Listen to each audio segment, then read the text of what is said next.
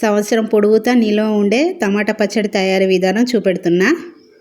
నేను చూపించినట్లుగా చేసుకోండి. 1 ఇయర్ మొత్తం పాడవకుండా ఉంటుంది. ఈ పచ్చడి ఫ్రిడ్జ్లో కూడా పెట్టనవసరం లేదు. రుచికి రుచి 1 ఇయర్ మొత్తం ఎలా నిల్వ ఉంచాలో చూపెడుతున్నా. మనం టమాటాలని మంచిగా ఎర్రగా పండాలి, గట్టిగా ఉండాలి. అటువంటి టమాటాలు 1 కేజీ తీసుకున్నా. మంచిగా శుభ్రంగా కడుక్కొని తుడుచుకొని ఇలా 4 ముక్కలుగా కట్ చేసుకుందాం. టమాటా ముక్కలని ఎండబెట్టి మిక్సీ పట్టి చేసే ప్రాసెస్ విధానం చూపెడుతున్నా మీకు. కొంతమంది ఏమో పొయ్యి మీద ఉడకబెట్టి చేస్తారు. ఆ రకం కన్నా ఈ విధానం 1 ఇయర్ ఖరాబ్ కాకుండా టేస్ట్ కూడా చాలా బాగుంటుంది. చిన్నపిల్లలైతే ఇంకా తింటేనైతే వదిలిపెట్టరు, అంత బాగుంటుంది ఎండబెట్టిన టమాటా ముక్కలతో చేసిన పచ్చడి. నేను చూపించినట్లుగా ఇట్లా 4 ముక్కలు చేసుకోండి. టమాటాలని తడి లేకుండా తుడుచుకొని ఆరిన తర్వాతనే మనం కట్ చేసుకోవాలి టమాటాలని. ఈసారి ఎండబెట్టిన టమాటా ముక్కలతోని తప్పకుండా మీరు పచ్చడి తయారీ విధానం చేసుకోండి.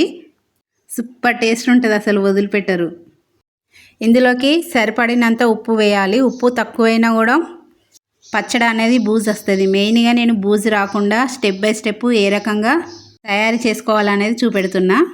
200 గ్రాముల ఉప్పు వేసిన, నేను చిటికెడంతా పసుపు వేసిన. వీటిని మంచిగా మెదుపుతూ కలుపుకోవాలి.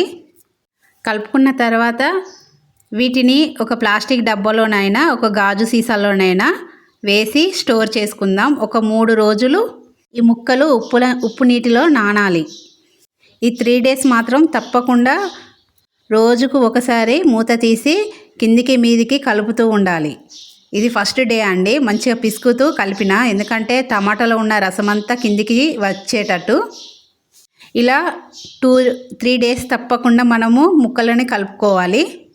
ఇది సెకండ్ డే చూడండి, ఇంకా కాస్త వాటరీగా అయిపోయినాయి. ఇక ఫైనల్గా 3వ రోజు చక్కగా నానిపోయినాయండి టమాటాలు. ఇంకా టమాటాలని డివైడ్ చేసుకోవడమే. ఈ టమాటా రసం అనేది ఖరాబ్ కాకుండా ఉండాలంటే రెగ్యులర్గా 3 డేస్ మీరు కలుపుతూనే ఉండాలి. కిందికి మీదికి కలపకుంటే పైన బూజు వచ్చినట్టు అవుతుంది. పచ్చడి అయిపోయేంత వరకు మనము కలుపుతూనే ఉండాలి. టమాటా రసం నుండి ముక్కలు డివైడ్ చేసినాం కదా, ఇక టమాటా రసంలో చింతపండు వేసుకుందాం. చింతపండుని క్లీన్గా చేసుకొని వేసుకుందాం. ఇక టమాటా ముక్కలను మాత్రం బాగా ఎండబెట్టుకోవాలి. 3-4 డేస్ కంపల్సరీ ఎండాలి. పూర్తిగా ఎండిన తర్వాత వీటిని మిక్సీ పట్టుకోవడం ఉంటుంది. ముందుగా టమాటా పచ్చడి కోసం పోపు ప్రిపరేషన్ చేసుకుందాం.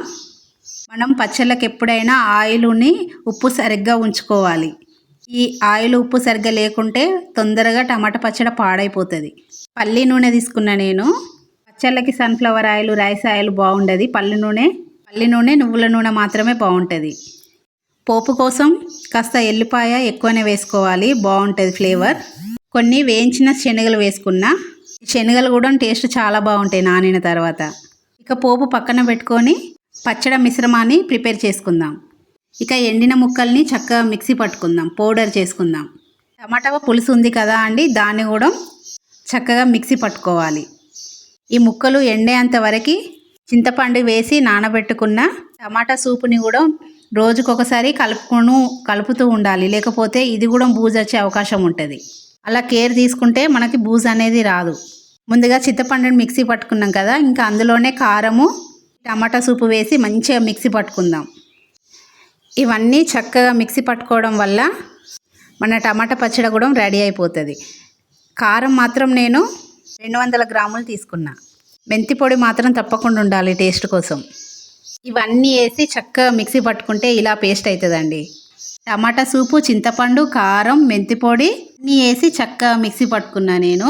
ఇక మనకి ఈలోపు పోపు చల్లారిపోతుంది. ఇక ఈ పోపులో పచ్చడి మొత్తం చక్కగా కలుపుకోవడమే. ఈ రకంగా మీరు టమాటా పచ్చడి పెడితే 1 ఇయర్ మొత్తం నిల్వ ఉంటుంది. రుచి మాత్రం అదిరిపోతుందండి. ఉప్పు మాత్రం సరిగ్గా ఉండేలాగా చూసుకోండి. ఈ పచ్చడి జాడీలోనైనా గాజు సీసాలోనైనా స్టోర్ చేసుకోవాలి. బాయ్ అందరికీ.